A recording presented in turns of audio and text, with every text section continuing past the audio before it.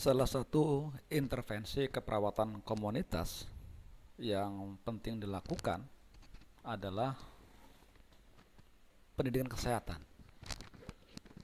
atau health education. Pendidikan kesehatan ini seringkali dimaknai secara umum di masyarakat yang dikenal dengan istilah penyuluhan kesehatan. Penyuluhan kesehatan ini merupakan upaya yang bisa dilakukan oleh perawat dalam merubah perilaku masyarakat. Banyak metode-metode yang dapat dipilih dalam melakukan pendidikan kesehatan. Salah satunya adalah metode ceramah. Tentunya ketika kita memberikan pendidikan kesehatan, itu ada sasaran atau ada audiens.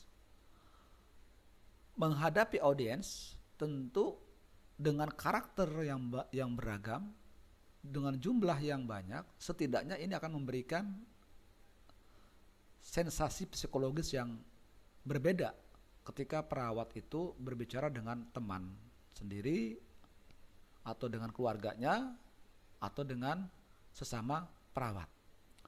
Oleh karena itu, ada kompetensi penting yang harus dikuasai oleh setiap perawat ketika dia melakukan pendidikan kesehatan dengan metode ceramah, yaitu kemampuan berbicara di depan umum atau public speaking.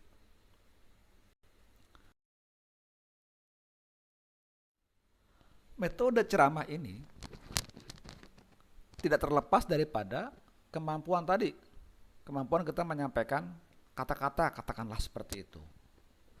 Nah, disadari atau tidak, seringkali perbendaharaan kata kita yang kita miliki itu sangat terbatas. Coba, kalau ada waktu, bisa kalian coba lakukan inventarisir, tulis tuh.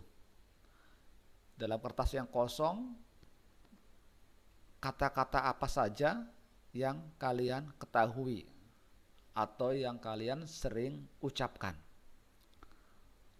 Lalu hitung tuh jumlahnya. Kira-kira ada berapa kata. Tentunya terbatasnya perbendaharaan kosakata ini dipengaruhi oleh banyaknya kita membaca buku, banyaknya kita membaca jurnal-jurnal atau membaca berita-berita dan yang lainnya. Ada yang mengatakan bahwa metode ceramah itu percuma, tidak signifikan katanya untuk merubah perilaku masyarakat. Namun buktinya, kata-kata yang kita ucapkan, kata-kata yang kita sampaikan kepada orang lain, apalagi itu dalam forum yang resmi, ini setidaknya lebih dari 60% itu bisa mempengaruhi orang lain. Misalnya nih, gini. Misalnya, kita sampaikan bahwa hipertensi itu terjadi akibat salah satunya adalah kebiasaan stres atau terkait dengan ketidakmampuan untuk mengatasi atau memanajemen stres. Lalu ada yang mengatakan, enggak lah, karena itu kan. Tapi walaupun dia mengatakan enggak, sejatinya dalam hati dia mengiyakan. Iya ya, jangan-jangan saya ini hipertensi karena memang faktor stres. Oleh karena itu, kita nggak usah pesimistis dalam memberikan pendidikan kesehatan. Karena apa yang kita sampaikan itu 60% lebih terserap oleh audiens. Dia akan menjadikan informasi, menjadikan dasar untuk dia mulai berpikir. Oleh karena itu, kita harus berusaha mampu untuk menyampaikan kata-kata dengan tepat.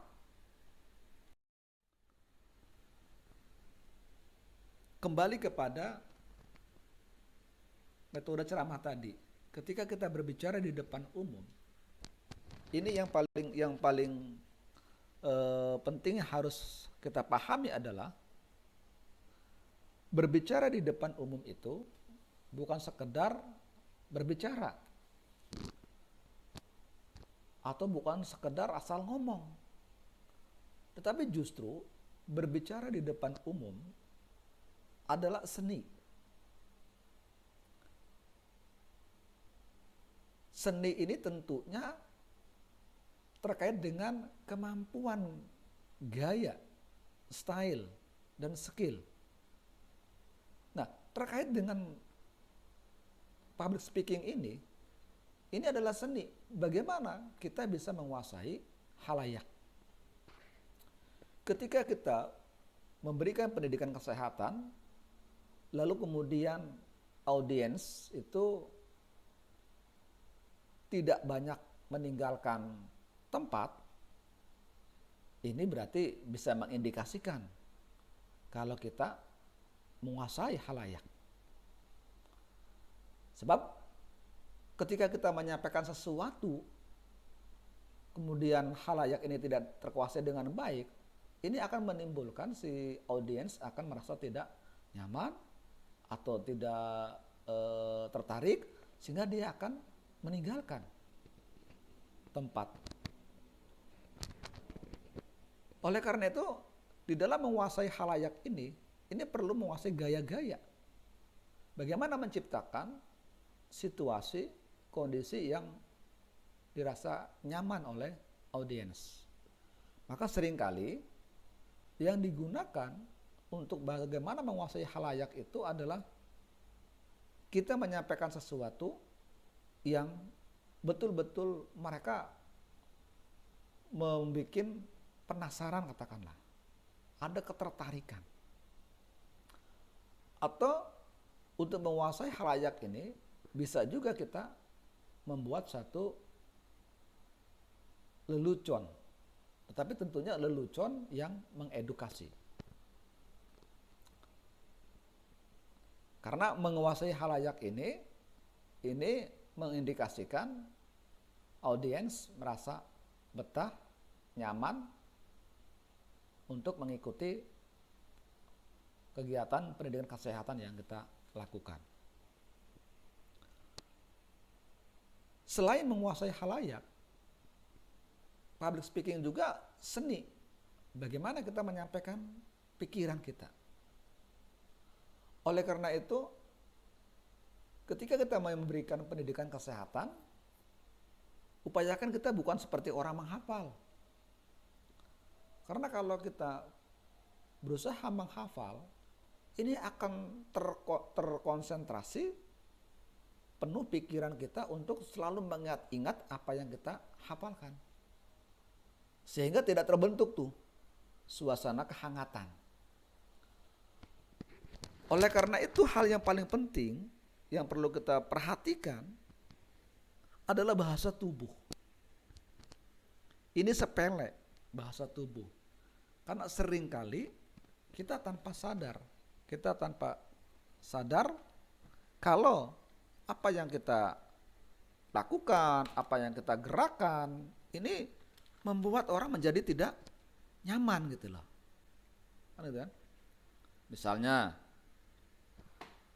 kita bolak-balik, ketika kita memberikan penyuluhan kita bolak-balik kayak setrikaan. Ini bahasa tubuh yang tidak kondusif. Atau ketika kita berbicara, pandangan kita ke atas terus, melihat langit-langit, barangkali di langit ada cecak, kan itu kan, ada apa tuh, misalkan menghitung kusen-kusen. Akhirnya ini tidak kondusif.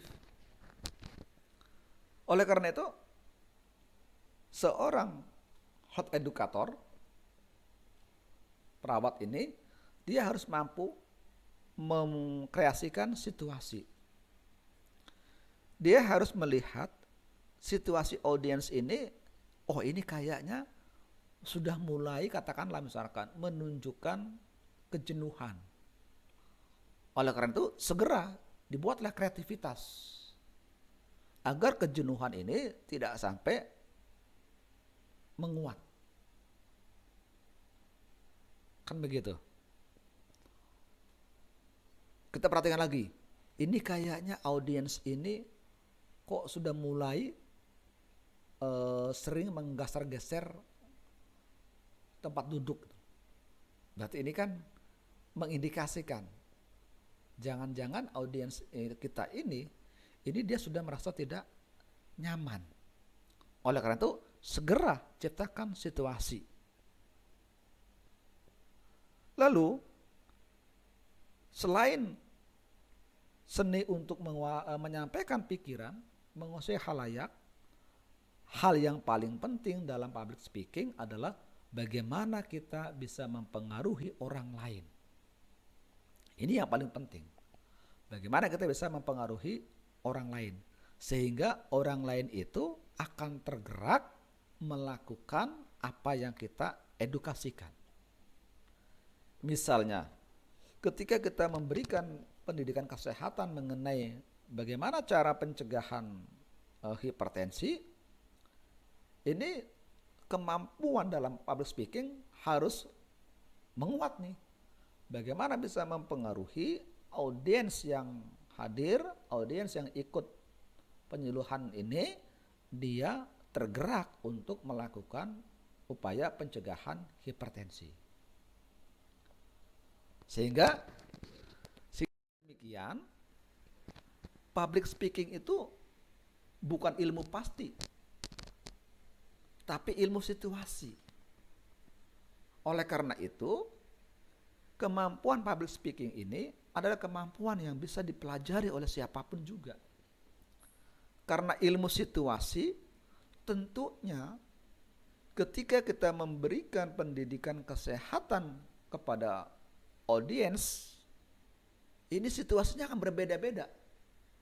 Tergantung pada karakter audiens, tergantung kepada lokasi, tempat, budaya, dan yang lainnya.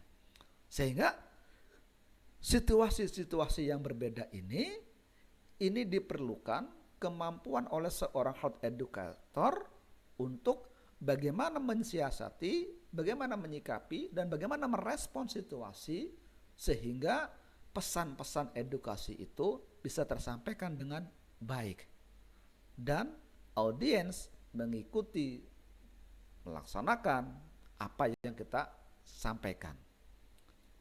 Sekali lagi bahwa public speaking itu bukan ilmu pasti, tapi ilmu situasi. Oleh karena itu, teruslah untuk selalu belajar. Ini tentunya kemampuan untuk bisa public speaking ini dipengaruhi salah satunya adalah dari jam terbang.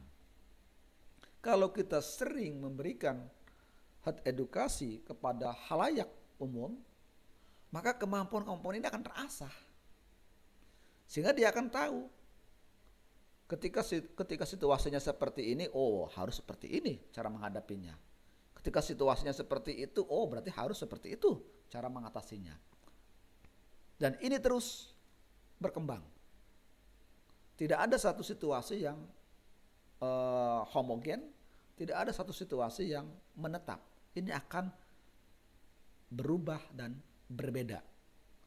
Tergantung kepada tadi, tergantung pada karakter audiensnya, tergantung pada tempat, budaya, nilai-nilai yang dianut dan yang lainnya. Kemampuan memberikan pendidikan kesehatan atau kemampuan dalam melakukan public speaking ini banyak kendala yang dialami. Dan ada beberapa kendala yang seringkali dihadapi oleh perawat ketika dia memberikan pendidikan kesehatan pada masyarakat. Di antaranya adalah kendalanya tidak pede, nggak percaya diri gitu. Nggak pedenya ini apakah karena memang tidak menguasai materi?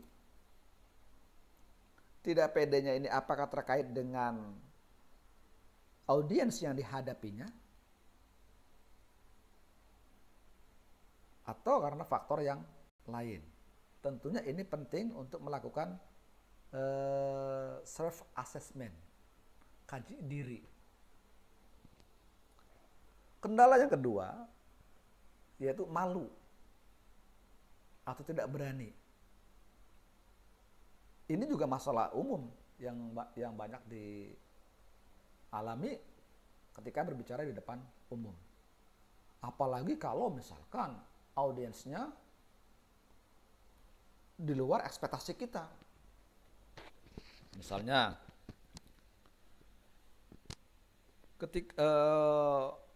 ketika kita diminta untuk memberikan pendidikan kesehatan, misalnya mengenai narkoba, audiensnya adalah para ahli obat.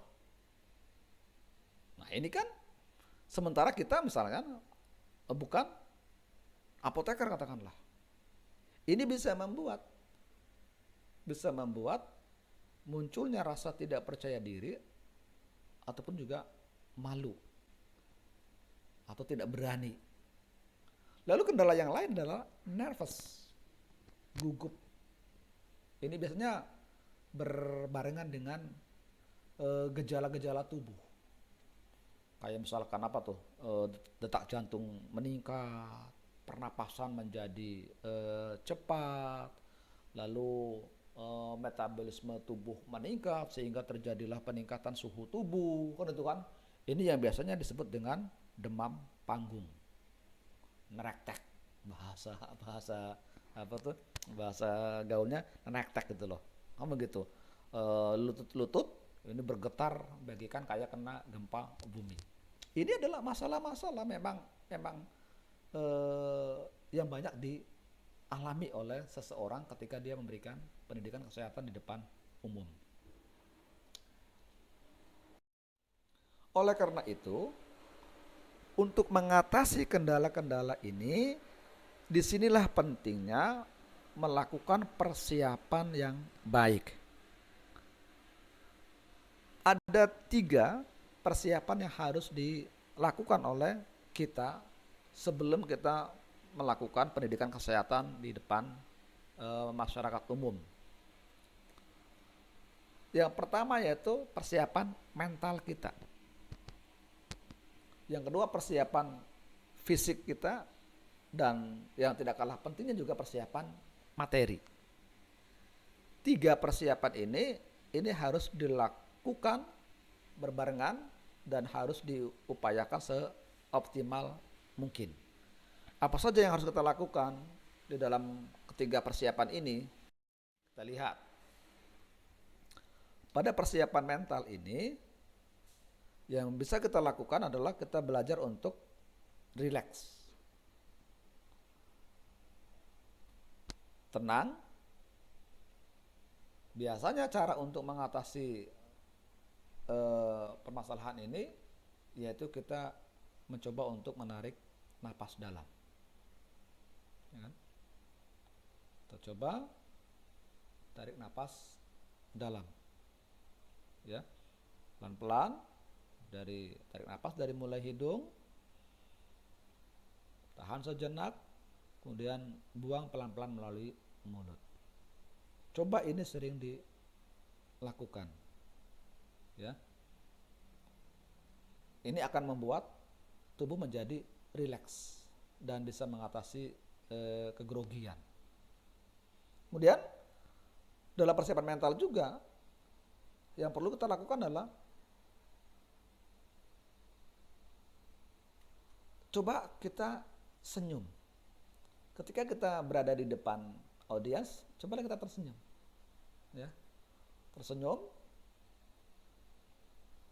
jangan terlihat kayak ekspresi orang takut atau grogi gitu loh, sampai akhirnya keringetan kan gitu kan, segala macam. Cobalah tersenyum, enjoy. Dan yang tidak kalah pentingnya adalah yakinkan dalam diri bahwa Anda bisa. Ini tentunya penting yang namanya rasa percaya diri. Itu adalah persiapan-persiapan mental yang bisa kita lakukan. Lalu persiapan fisik. Persiapan fisik yang perlu kita lakukan sebelum kita memberikan pendidikan kesehatan di depan umum adalah kita harus menjaga kesehatan tubuh kita. Terutama adalah kesehatan mulut dan tenggorokan. Ya. Ini penting karena memang ketika kita memberikan penceramah, pastikan yang paling banyak bekerja adalah mulut kita. Oleh karena itu, kesehatan mulut ini harus kita jaga dan pelihara. Apa yang perlu kita lakukan? Ya, setidaknya siapkan air minum. Makanya kan ketika kita memberikan ketika ada, katakanlah misalkan ada ceramah-ceramah atau penyuluhan, pasti itu ada air minum. Biar kerongkongan kita tidak sampai kering kehausan. Karena kalau kering kehausan, makin lama intensitas suara kita makin parau. Makin parau nanti akhirnya makin tidak jelas. Kemudian untuk menjaga kesehatan mulut dan tenggorokan ini ya, atau ketika kita berbicara ini, maka upayakan jangan sampai kita minum soda tuh sebelum kita memberikan head education.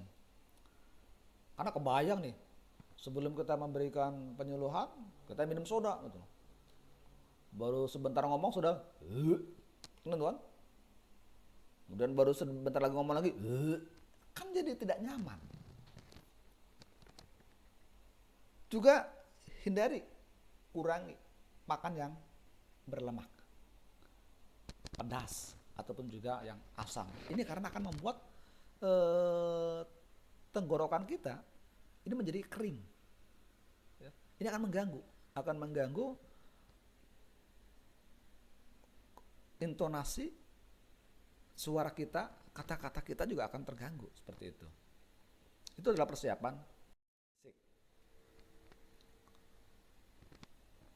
Kemudian persiapan materi. Ini tidak kalah pentingnya. Ini sangat penting juga. Jangan sampai kita memberikan penyuluhan, tapi malah justru kita tidak menguasai materi penyuluhannya. Ini yang bahaya. Oleh karena itu, dalam melakukan persiapan materi ini, kita harus banyak membaca. Kita mau memberikan penyuluhan mengenai misalnya adalah mencegah penyakit diabetes mellitus misalkan, atau terkait dengan penyakit DM secara umum. Maka kita harus banyak baca tuh. Banyak baca mengenai hal-hal yang terkait dengan diabetes mellitus. Kemudian ikuti perkembangan informasi, ilmu pengetahuan, dan teknologi terkait dengan DM misalnya. Ya, jangan sampai kita menyampaikan sesuatu di mana ilmu yang kita sampaikan, pengetahuan yang kita sampaikan itu pengetahuan yang jadul. Ya kan?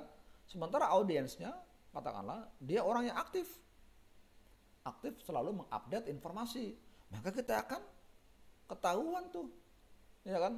Tidak menguasai ataupun ketinggalan perkembangan informasi ilmu pengetahuan.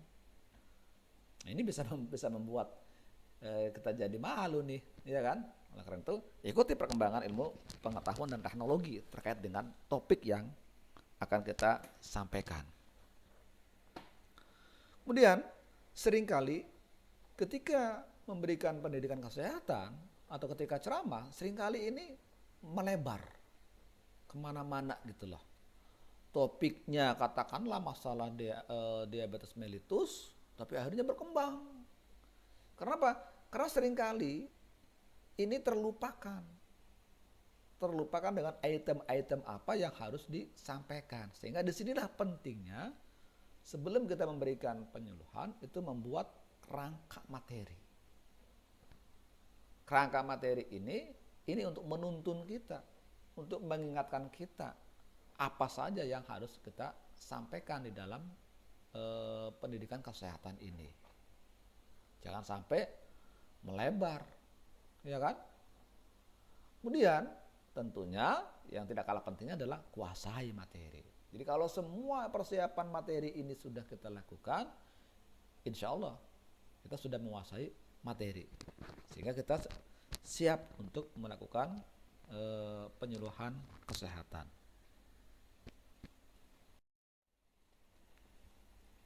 Ada beberapa hal yang harus Anda perhatikan ketika Anda memberikan pendidikan kesehatan. Ini yang sering kali nggak terkontrol, ini terkait dengan teknik vokal. Jangan sampai ketika kita berbicara, intonasinya monoton. Atau kayak orang baca. Atau kayak orang orator, kan itu kan. Padahal kita lihat audiensnya siapa, tempatnya seperti apa, kan itu kan. Nah, ini perlu pengaturan teknik vokal. Lalu juga perhatikan bahasa tubuh yang tadi saya sampaikan. Dan yang penting adalah juga metode public speaking ini. Ini yang harus Anda perhatikan, yang harus Anda selalu ingat, ya. Ketika kita melakukan public speaking, perhatikan tuh teknik vokal kita, pengaturan intonasi, ya kan, suara kita, nada. Ketika kita menyampaikan sesuatu yang penting, harus ada penekanan di situ, ya kan. Lalu juga bahasa tubuh dan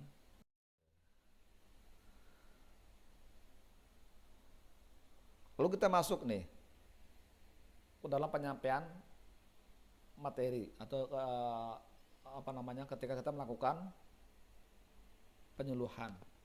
Ini secara umum kerangkanya ada 3, yaitu pembukaan, penyampaian isi materi, dan penutup. Pada pembukaan ini jangan lupa tuh kita mengucapkan salam. Makanya kan sebelum berbicara pasti diawali dengan pengucapan salam. Assalamualaikum, kan? Atau selamat pagi dan yang lainnya. Lalu di pembukaan ini coba kita hidupkan dengan melakukan apersepsi. Ini bisa dengan kita menanyakan kepada audiens. Misalnya kita mau memberikan penyuluhan mengenai diabetes mellitus. Bisa saja kita mencoba untuk melakukan apersepsi.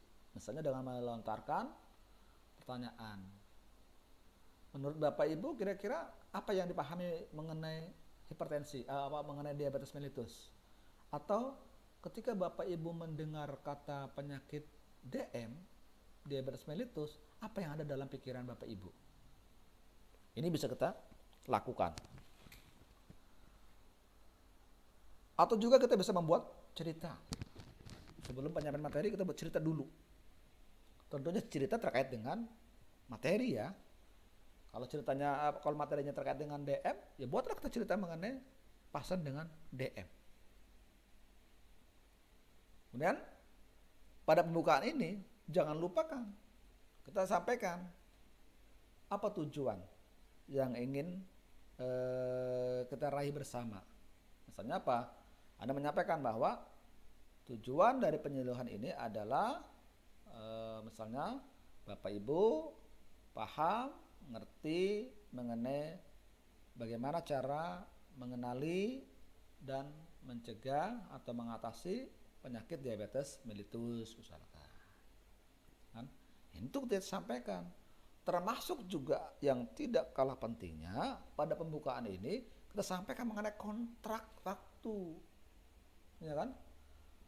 Misalnya apa? Saya akan menyampaikan materi ini atau kita selama 1 jam ke depan kita akan berdiskusi mengenai penyakit diabetes mellitus misalnya. Ya.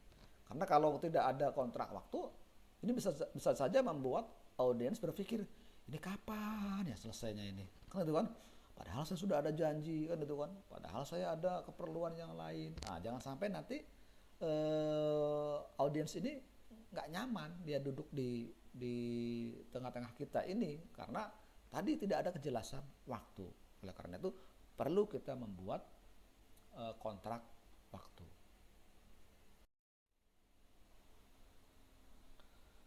Lalu penyampaian isi materi yang harus kita perhatikan, itu materi harus tersampaikan dengan jelas. Bahasanya gunakan bahasa yang mudah dipahami. Ya kan? Kemudian hindari kata-kata atau istilah atau singkatan yang tidak familiar. Ini apalagi kalau anak gaul. Anak gaul ini banyak sekali istilah-istilah yang seringkali tidak dipahami oleh banyak orang. Jadi gunakan istilah-istilah yang familiar. Lalu juga jangan lupakan tuh beri kesempatan audiens untuk bertanya. Jangan sampai terus kita ngomong gitu loh. Ya kan? Sudah selesai ngomong langsung ditutup deh. Nah, itu nggak boleh. Ya. Beri kesempatan audiens untuk bertanya. Lalu kalau ada pertanyaan ya jawab. Kan begitu. Oke ya. Kemudian di penutup ini yang bisa kita lakukan adalah mengevaluasi sejauh mana audiens ini menangkap atau memahami materi ini. Misalnya apa? Bisa dengan cara menanyakan ke audiens. Misalnya kita tunjuk nih salah satu audiens. Bu, coba toh Ibu jelaskan kembali apa yang dimaksud dengan misalkan penyakit diabetes mellitus. Tanya lagi orang lain misalkan. Tadi saya sudah menyampaikan, misalnya ada 3 tanda utama penyakit diabetes. Coba Pak sebutkan ketiga tanda utama tadi. Itu adalah cara mengevaluasi untuk mengetahui sejauh mana dia memahami apa yang kita sampaikan. Dia membuat ringkasan dan jangan lupakan sebelum mengakhiri ini perlu ada pernyataan memotivasi. Oke Bapak Ibu, kita sudah dengan materi yang sudah saya sampaikan ini, Bapak Ibu kira-kira siap untuk mencegah atau melindungi diri kita dari penyakit DM? Siap. Nah itu kan cara gitu. Ya ini contoh misalkan bagaimana memotivasi. Termasuk juga bagaimana membuat tantangan untuk segera dilakukan tindakan. Oke ya. Itu terkait dengan materi public speaking. Dan sebagai penutup, ini ada hal yang penting yang saya sampaikan di dalam penutup. Yang pertama adalah kemampuan berbicara di depan umum itu bukan karena turunan, tapi karena sering berlatih. Maka perbanyaklah kita terus berlatih. Ya, demikian yang saya sampaikan. Terima kasih. Maaf. Saya akhiri. Assalamualaikum warahmatullahi wabarakatuh.